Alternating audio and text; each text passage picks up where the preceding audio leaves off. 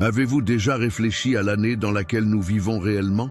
Pas l'année du calendrier commun, mais l'année telle que vue dans la Bible? Le décompte que nous connaissons aujourd'hui, soit 2025, n'est qu'une convention humaine. Mais et si je vous disais qu'il existe une chronologie différente, qui remonte à la création du monde et suit une logique spirituelle que peu de gens connaissent? Cette vidéo vous emmènera dans un voyage fascinant pour déchiffrer le mystère de l'année du monde selon la Bible. Explorons ce que les textes sacrés disent sur le temps, comment les anciens comptaient les années et comment cela est lié à notre réalité actuelle. Préparez-vous à être étonnés, car ce que vous découvrirez pourrait changer votre point de vue sur l'histoire humaine, le but de la création et même votre place dans l'univers. Mais avant de commencer, permettez-moi de vous poser une question. Le temps tel que vous le connaissez est-il la même chose que le temps aux yeux de Dieu? La réponse est peut-être plus proche que vous ne le pensez, et ensemble, nous allons la découvrir maintenant. Dès le début, la Bible présente une conception du temps qui transcende la compréhension humaine. Alors que le monde moderne s'appuie sur des calendriers grégoriens et des heures et minutes précises, le récit biblique invite ses lecteurs à observer le temps de manière sacrée, dans le cadre de la création divine. Pour comprendre l'année dans laquelle nous vivons selon la Bible, il est crucial de revenir sur les premiers moments de l'histoire, décrits dans la Genèse, et de comprendre comment le temps a été conçu depuis le début. Le début de la Genèse, au commencement, Dieu créa les cieux et la terre. Genèse 1:1 introduit déjà un cadre temporel. Ce commencement n'est pas seulement un point de départ, mais l'inauguration du temps tel que nous le connaissons. Avant cela, il n'y avait que Dieu, éternel et hors du temps. Lorsque Dieu sépare la lumière des ténèbres le premier jour, il crée non seulement le cycle du jour et de la nuit, mais il établit également une manière de mesurer le temps. Le décompte des jours, décrit à plusieurs reprises dans le récit de la création. Et il y eut un soir et un matin, le premier jour, démontre que le temps commença à être ordonné par cycle, clairement défini par Dieu. La notion de semaine apparaît également dans cette période initiale. En créant le monde en 6 jours et en se reposant le 7e, Dieu a établi le rythme fondamental du temps qui serait suivi par le peuple hébreu et qui finirait par influencer le monde entier. Le cycle hebdomadaire est plus qu'une convention, il porte un symbolisme spirituel profond, rappelant à l'homme son créateur et le but divin de la création. C'est une invitation à la contemplation et au repos, non seulement physique, mais spirituel. Au fil du temps, le décompte des années commence à être enregistré par les généalogies. La Bible détaille la lignée d'Adam à Noé, attribuant des âges spécifiques à chaque patriarche. Ces généalogies ne sont pas seulement des informations historiques, ils proposent une méthode de calcul du temps depuis la création. Par exemple, Adam a vécu 930 ans et son fils Seth 912 ans. La somme de ces périodes donne une idée approximative du nombre d'années écoulées entre la création et les événements ultérieurs, comme le déluge. Un autre aspect fondamental du comptage du temps dans la Bible est sa relation avec les cycles de la nature. Dans Genèse 1:14, Dieu déclare qu'il y ait des lumières dans l'étendue des cieux pour séparer le jour de la nuit, qu'il s'agisse de signes, de temps fixés, de jours et d'années. Ici, nous voyons que le soleil, la lune et les étoiles jouaient un rôle dans la mesure du temps, ce qui influencera les calendriers religieux comme celui juif pendant des siècles. Les fêtes bibliques, comme Pâques et la Pentecôte, sont basées sur des cycles lunaires, renforçant le lien entre le temps terrestre et le temps divin. Au fil des siècles, le décompte biblique du temps a influencé non seulement la culture juive, mais aussi le christianisme. Cependant, il est important de noter que la perception du temps dans la Bible est différente de la conception moderne. Alors que le monde contemporain recherche la précision en secondes et millisecondes, la vision biblique du temps est intrinsèquement liée à la spiritualité, à l'obéissance et à l'accomplissement des desseins divins. Chaque période de temps, qu'il s'agisse d'un jour, d'une année ou de 1000 ans, a un objectif spécifique dans le plan de Dieu.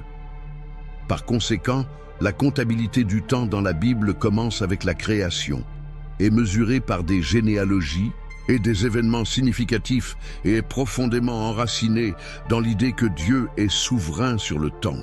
Cette perspective jette les bases d'une compréhension de l'année dans laquelle nous vivons, non seulement en termes chronologiques, mais aussi spirituels. En revenant au début, nous pouvons commencer à percer le mystère de année du monde et nous prépare à explorer les prochaines couches de ce récit biblique fascinant. La Bible présente une approche fascinante pour compter les années depuis la création d'Adam, en utilisant les généalogies comme outil principal. Ces listes de filiation ne sont pas seulement un enregistrement des lignées, mais aussi un moyen de mesurer le temps et de comprendre la progression de l'histoire humaine à la lumière du plan divin. Pour décrypter l'année du monde selon la Bible, il est essentiel de se plonger dans cette chronologie en examinant les patriarches et les événements qui ont façonné la trajectoire de l'humanité. Dans le livre de la Genèse, les généalogies commencent avec Adam, le premier homme créé par Dieu. Adam est décrit comme ayant vécu 930 ans, Genèse 5, 5, et le récit continue en détaillant la vie de ses descendants directs. Seth, le troisième fils d'Adam, a vécu 912 ans, et son fils Énos, 905 ans. Chaque génération est soigneusement enregistrée, y compris l'âge auquel elle a eu des enfants et le nombre total d'années vécues. Cette attention aux détails permet aux chercheurs de calculer le temps écoulé entre la création et des événements marquants tels que le déluge. L'un des personnages les plus connus de cette généalogie est Mathusalem, qui a vécu un nombre impressionnant de 969 ans, devenant ainsi la personne la plus ancienne enregistrée dans la Bible. Son nom est devenu synonyme de longévité, mais sa vie a aussi une signification symbolique. Mathusalem est mort la même année que le déluge, ce qui suggère que sa vie a marqué une période de transition entre l'ère pré-déluge et les événements catastrophiques qui ont suivi. Ces généalogies, lorsqu'elles sont soigneusement analysées, pointent vers environ 1656 ans, depuis Adam jusqu'au déluge, selon le récit biblique. Après le déluge, le décompte continue avec les descendants de Noé. Ses trois fils, Sem, Cham et Japheth, sont devenus les ancêtres des nations qui se sont répandues sur la terre. Sem, en particulier, est l'ancêtre d'Abraham, dont la lignée joue un rôle central dans le récit biblique et la narration du temps.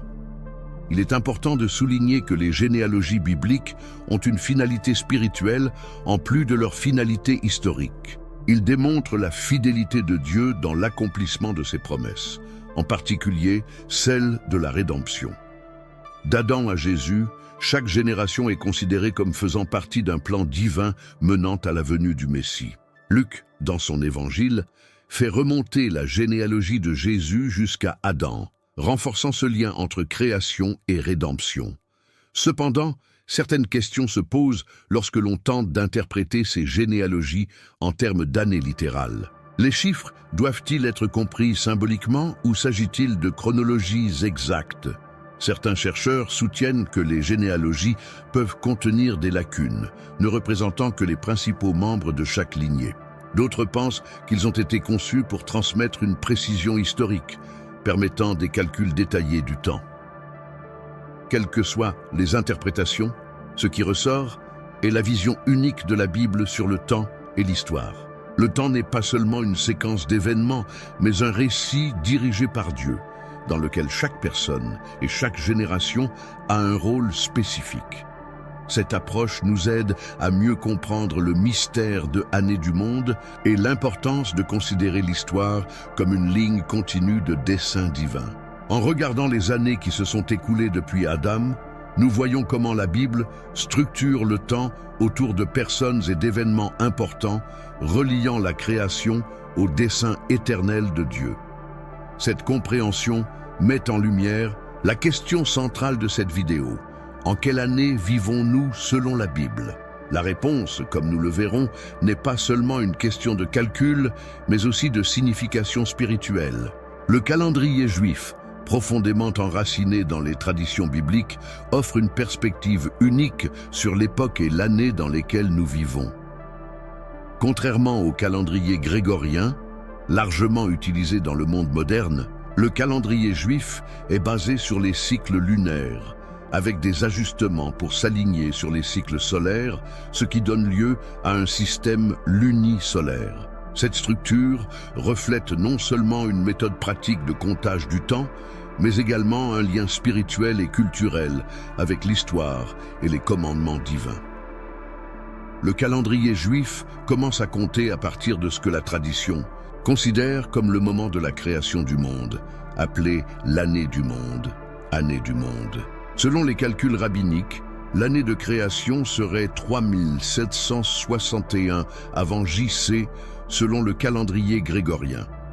Ainsi, pour déterminer l'année en cours dans le calendrier juif, il suffit d'ajouter 3761 aux années passées du calendrier commun. Par exemple, au moment où nous écrivons ce texte en 2025 après JC, l'année juive serait 5785. Ce décompte n'est pas arbitraire. Il a été établi par des sages juifs en analysant les généalogies et les événements relatés dans la Torah, en particulier les récits trouvés dans la Genèse. Chaque génération, d'Adam à Abraham, a été soigneusement calculée, en tenant compte de l'âge auquel les patriarches avaient des enfants et de leur durée de vie. Ce travail a abouti à la chronologie qui relie la création du monde à la révélation de Dieu sur le mont Sinaï et, par la suite, aux événements historiques de l'histoire d'Israël. Cependant, le calendrier juif n'est pas seulement un décompte linéaire des années, c'est aussi profondément symbolique. Les mois sont déterminés par le cycle de la lune, en commençant par la nouvelle lune, et comptent 29 ou 30 jours. Chaque mois porte des significations spirituelles spécifiques, souvent associées à des fêtes et événements bibliques. Par exemple, le mois de Nissan, premier mois de l'année religieuse, marque la libération du peuple d'Israël d'Égypte et symbolise un nouveau départ. Le mois de Tishrei, considéré comme le premier mois du calendrier civil, est connu pour accueillir des fêtes importantes, telles que Rosh Hashanah, le Nouvel An juif, et Yom Kippour, le jour des expiations. Le mystère de l'année en cours dans le calendrier juif va au-delà des chiffres et des dates. Il nous invite à réfléchir sur la finalité du temps et sur son lien avec les desseins divins. Selon la tradition juive, le temps est cyclique et progressif, une danse entre répétition et avancée vers la rédemption finale. Chaque année est considérée comme une opportunité renouvelée de se rapprocher de Dieu, de corriger les erreurs du passé et de contribuer à construire un avenir meilleur. Il est intéressant de noter que le calendrier juif contient également des prédictions et des attentes messianiques. Il existe une croyance, basée sur des textes rabbiniques, selon laquelle le monde connaîtra un cycle de 6000 ans avant l'arrivée de l'ère messianique, divisé en 3 ères de 2000 ans. L'ère du chaos, l'ère de la Torah et l'ère messianique. Selon ce point de vue, nous approcherions de la fin de ce cycle, ce qui ajoute une couche d'urgence et de réflexion spirituelle au bilan de l'année en cours. En fin de compte, le calendrier juif, avec sa précision mathématique et sa profondeur spirituelle, constitue un pont entre le passé, le présent et le futur. Il nous rappelle que le temps n'est pas seulement une séquence de jours, mais un voyage vers l'accomplissement des desseins divins. Comprendre l'année dans laquelle nous vivons, de ce point de vue, est plus qu'une curiosité historique. C'est l'occasion de voir le temps à travers les yeux de la foi et du plan éternel de Dieu. La Bible est riche en prophéties qui offrent une perspective unique sur l'époque et les événements qui façonnent l'histoire de l'humanité. Plus que des prédictions, ces prophéties sont des messages divins destinés à guider, avertir et préparer le peuple de Dieu à ce qui est à venir. Pour comprendre l'année dans laquelle nous vivons selon la Bible, il est essentiel d'explorer comment les signes des temps sont révélés à travers ces prophéties. L'un des textes bibliques les plus connus sur le temps est Ecclésiaste 3, 1. Tout a son temps, et il y a un temps pour chaque chose sous le ciel. Cette déclaration nous rappelle que le temps n'est pas aléatoire, mais orchestré par Dieu, chaque instant servant un objectif précis. Les prophéties bibliques renforcent cette idée en décrivant des événements futurs avec une précision impressionnante, souvent liée à des périodes historiques spécifiques. Un exemple frappant est la prophétie de Daniel sur les 70 semaines, Daniel 9, 24-27. Ce texte décrit une période spécifique pour la rédemption d'Israël, culminant avec la venue du Messie. Les érudits interprètent les 70 semaines comme des cycles d'années, totalisant 490 ans, qui relient directement le calendrier divin au plan du salut. Cette prophétie pointe non seulement vers des événements historiques passés, mais établit également un modèle pour comprendre les temps futurs. Un autre point central des prophéties bibliques est la notion de signes au ciel et sur terre. Jésus, dans Matthieu 24, parle des signes qui précéderont la fin des temps, notamment les guerres, les famines, les tremblements de terre et les persécutions. Il mentionne également des signes célestes tels que l'assombrissement du soleil et la chute des étoiles. Ces événements sont décrits comme des indicateurs que l'histoire approche de son apogée, avec la seconde venue du Christ comme événement culminant. Les signes du temps ne se limitent pas au cosmos. Ils se manifestent également par des changements sociaux et spirituels. La Bible met en garde contre une période de grande apostasie, au cours de laquelle beaucoup abandonneront la foi et l'iniquité se multipliera. Cette description, trouvée dans 2 Timothée 3, 1-5, semble résonner avec les défis moraux et spirituels du monde contemporain. Cela soulève la question: vivons-nous les derniers jours? Bien que personne ne connaisse le jour ni l'heure, Jésus encourage ses disciples à rester vigilants et à guetter les signes. Aux prophéties apocalyptiques s'ajoutent également des messages d'espoir. Ésaïe 65, 17 parle de nouveaux cieux et d'une nouvelle terre, une époque de restauration complète. Cette vision trouve un écho dans le livre de l'Apocalypse, où Dieu promet d'essuyer toutes les larmes et de rendre toutes choses nouvelles. Ces promesses nous rappellent que même au milieu d'un chaos apparent, le plan de Dieu est en cours, guidant l'humanité vers une issue glorieuse. Les signes du temps sont donc plus que de simples événements. Ils rappellent que Dieu est aux commandes et que chaque instant fait partie de son récit éternel. En observant le monde qui nous entoure, nous sommes appelés à interpréter les événements à la lumière des Écritures, à discerner les temps et à vivre avec un but et de l'espoir. Comprendre les prophéties bibliques et les signes des temps est fondamental pour déchiffrer le mystère de l'année du monde. Ils nous connectent au calendrier divin, nous aident à comprendre notre position dans l'histoire et nous mettent au défi de vivre d'une manière qui reflète notre foi et notre espérance dans la réalisation des plans de Dieu. Au fil des siècles, la notion de année du monde a intrigué les chercheurs, les théologiens et les historiens. En s'appuyant sur des textes bibliques et des calculs minutieux, nombreux sont ceux qui ont cherché à déterminer l'âge de la Terre et à comprendre comment elle s'aligne sur le calendrier divin. Mais que disent exactement les experts de l'année du monde? Leurs perspectives varient, mais toutes offrent des aperçus fascinants qui approfondissent notre compréhension du temps sacré. Pour les érudits qui adoptent une approche littérale de la Bible, les généalogies de la Genèse sont fondamentales. Ils voient les âges des patriarches, comme Adam, Noé et Abraham, comme des enregistrements chronologiques précis qui leur permettent de calculer l'âge du monde. Selon cette ligne de pensée, la création aurait eu lieu il y a environ 6000 ans, nous plaçant en l'an 5785 du calendrier juif. Cette interprétation s'appuie sur la tradition rabbinique, qui retrace l'histoire de l'humanité jusqu'à la création, en utilisant les textes sacrés comme guide chronologique fiable. D'autres chercheurs adoptent une approche plus symbolique ou métaphorique. Pour eux, les généalogies ne représentent peut-être pas des années littérales, mais plutôt un modèle ou un schéma théologique. Par exemple, certains suggèrent que les chiffres associés à l'âge des patriarches sont symboliques, reflétant l'importance spirituelle ou culturelle de ces personnages, plutôt que de fournir des dates précises. Cette vision permet une lecture plus flexible de la Bible, mais elle complique également les efforts visant à déterminer une année exacte. De plus, certains tentent d'harmoniser les récits bibliques avec les découvertes scientifiques. Les archéologues et les géologues, par exemple, estiment que la Terre a des milliards d'années sur la base de preuves fossiles et de datations radiométriques.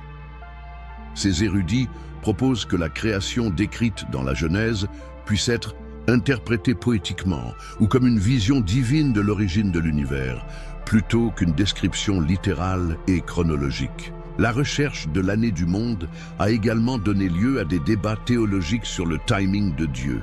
Dans 2 Pierre 3, 8, nous lisons « Pour le Seigneur, un jour est comme 1000 ans, et 1000 ans comme un jour. » Ce passage soulève la question « Le temps divin peut-il être mesuré selon les normes humaines ?» Pour de nombreux théologiens, cette affirmation suggère que Dieu opère en dehors du temps linéaire, ce qui rend difficile, voire impossible, l'application d'un calcul humain pour déterminer l'année exacte dans laquelle nous vivons selon sa perspective. Il est intéressant de noter que certaines traditions chrétiennes associent également l'année du monde à l'attente d'événements futurs, comme la seconde venue du Christ.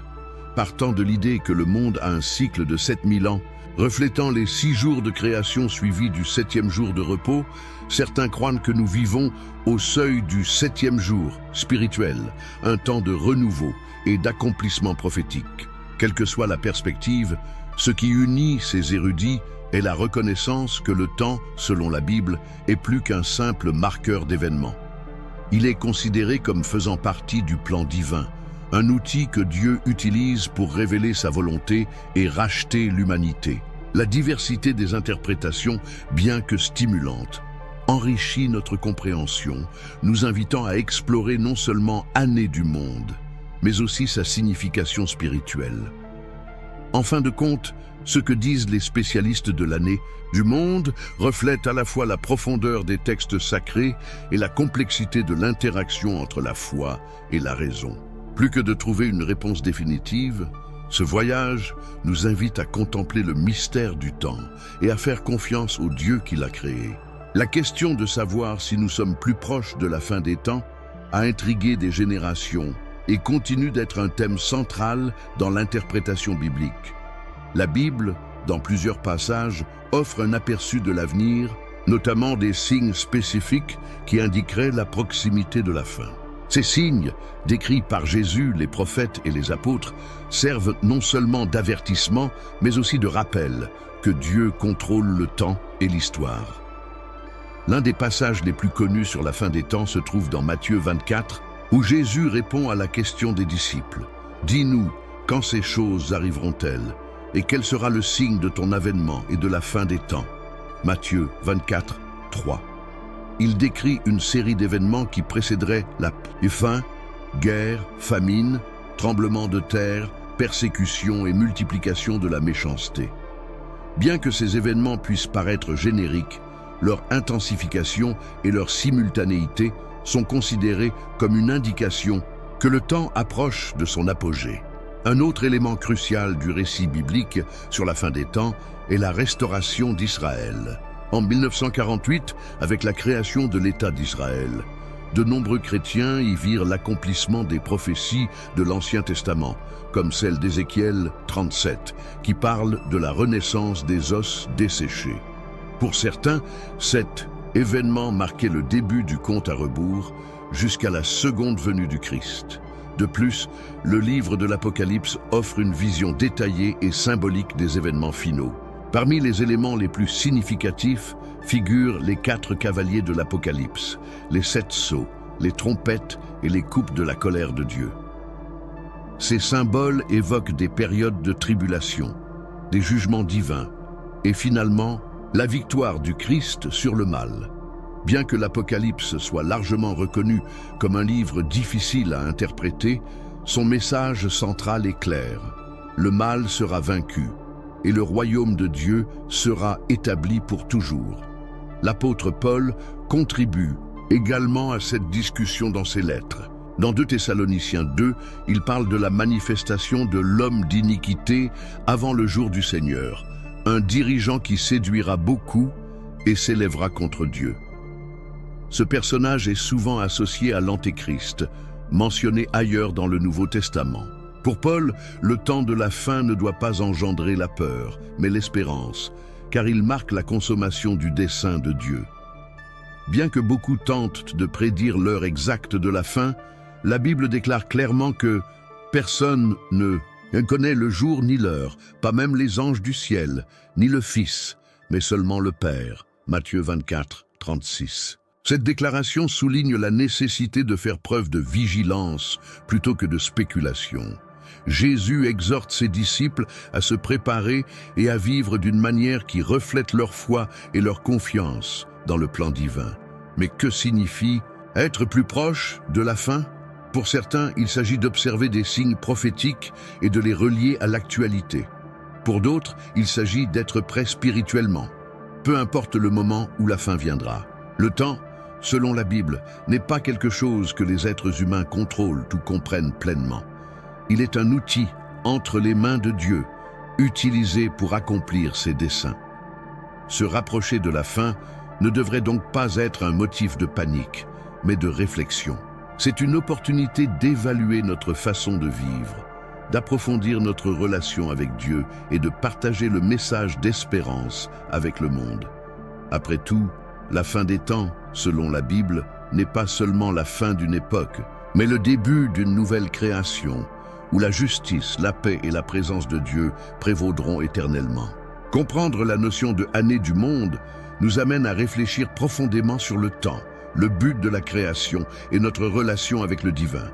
Mais plus qu'une curiosité historique ou une recherche de chiffres précis, la question essentielle est: que signifie pour nous au présent cette connaissance? Comment influence-t-il notre vie spirituelle et pratique? Le année du monde nous rappelle que le temps est sacré. Depuis la création, Dieu a établi des cycles et des périodes qui non seulement ordonnent la nature, mais ont également des implications spirituelles. La semaine de 7 jours, les fêtes annuelles du calendrier juif et même les jubilés montrent que le temps est un don divin, un instrument de connexion avec le Créateur. Comprendre le temps comme quelque chose de sacré nous met au défi de valoriser chaque instant et de le vivre intentionnellement. Par ailleurs, l'année du monde nous confronte à l'idée de finalité. Si le temps a un début défini, la création et une fin attendue, la consommation du plan divin, notre voyage en son sein doit également avoir un sens. Nous vivons dans un monde où le temps est souvent traité comme une ressource à dépenser, mesurer et contrôler. Mais selon la vision biblique, le temps est plus qu'une ligne chronologique. C'est un espace pour expérimenter la grâce de Dieu, pour grandir spirituellement et remplir notre mission sur terre. Un autre aspect important de Année du monde, c'est que cela nous positionne dans un récit plus large. Nous ne sommes pas des individus isolés, vivant dans un vide temporel. Nous faisons partie d'une histoire continue qui a commencé avec la création et se poursuit jusqu'à la rédemption finale. Cette perspective nous aide à voir notre vie dans un contexte plus large, nous reliant aux patriarches, aux prophètes, à Jésus-Christ et aux événements futurs décrits dans les Écritures. Mais que faire de ces connaissances? La première étape consiste à reconnaître que compter le temps, selon la Bible, est une manière d'aligner notre vie sur le rythme de Dieu. Cela peut impliquer de réserver du temps pour le repos et l'adoration, comme le jour du sabbat, ou de réfléchir au cycle de la vie et à la manière dont il renvoie à l'éternité. Cela signifie aussi vivre avec vigilance, attentif aux signes des temps, mais sans inquiétude, avec confiance dans le dessein souverain de Dieu. Pour beaucoup, l'année du monde rappelle que nous sommes plus près de l'accomplissement des promesses divines. Cela nous met au défi de vivre avec espérance, non pas comme ceux qui craignent l'avenir, mais comme ceux qui l'attendent avec foi. Dans un monde marqué par l'incertitude, la connaissance du dessein divin nous donne sécurité et but, nous invitant à partager cette espérance avec les autres.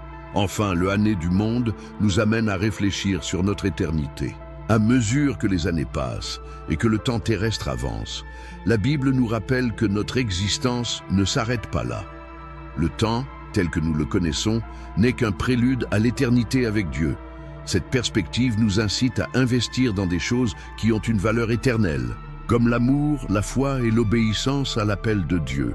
Aujourd'hui, la signification de l'année du monde ne réside pas seulement dans les chiffres qu'elle représente, mais dans ce qu'elle nous enseigne sur Dieu, sur nous-mêmes et sur le temps qui nous est donné.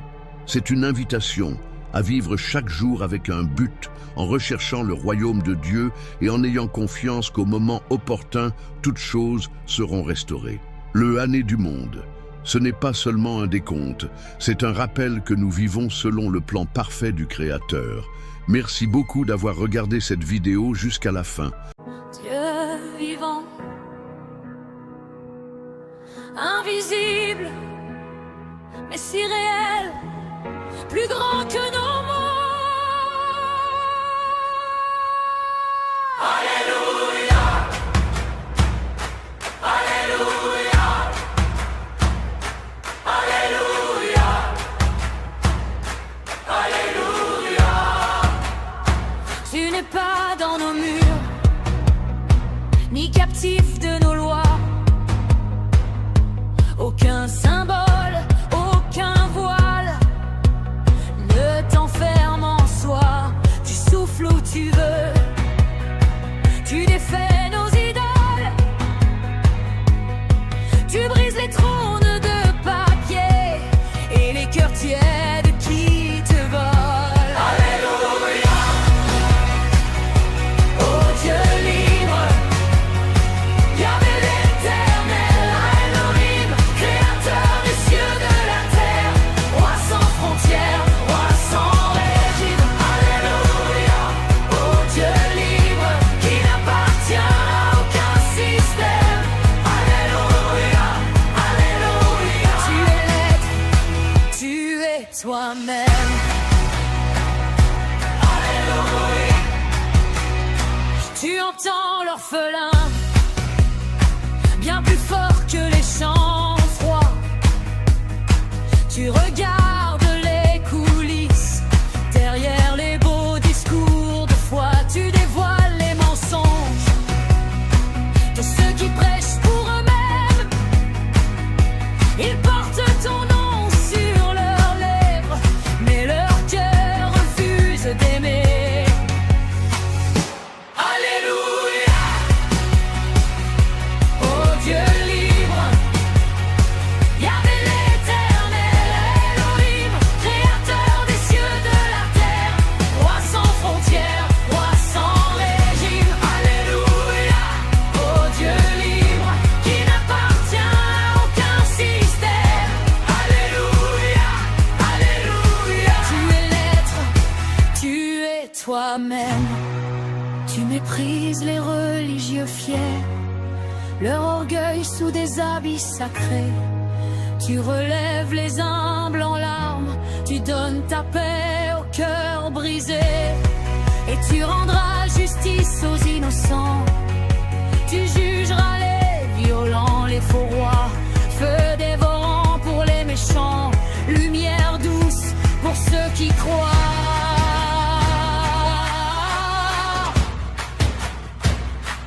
Alléluia,